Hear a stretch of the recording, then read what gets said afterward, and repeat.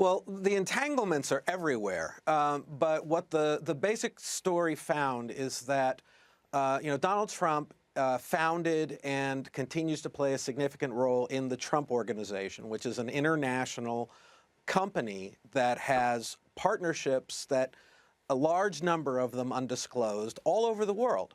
And these are with small companies, large companies, businessmen that most Americans wouldn't recognize their names, but many of them are very tied into different political parties, different politicians.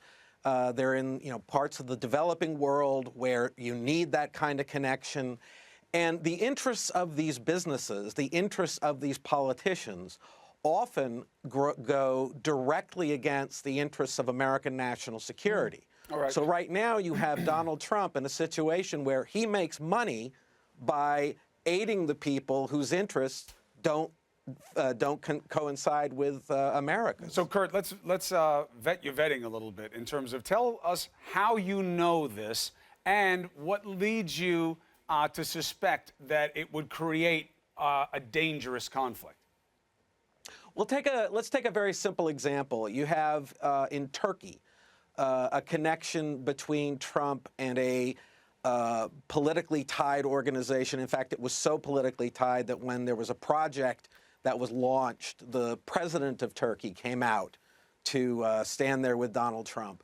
Well, the president of Turkey has now declared that to have been a major mistake. As you remember, he recently faced a coup, and what I am being told is that Turkey's cooperation with the United States in terms of providing an air base where we are able to launch bombers against ISIS would be at risk if Donald Trump was president. And so then you come down to, well, who is Donald Trump going to side with? Is he going to try and repair relations with the Turkish government, or is he going to try and act on behalf of his investments and business partners there?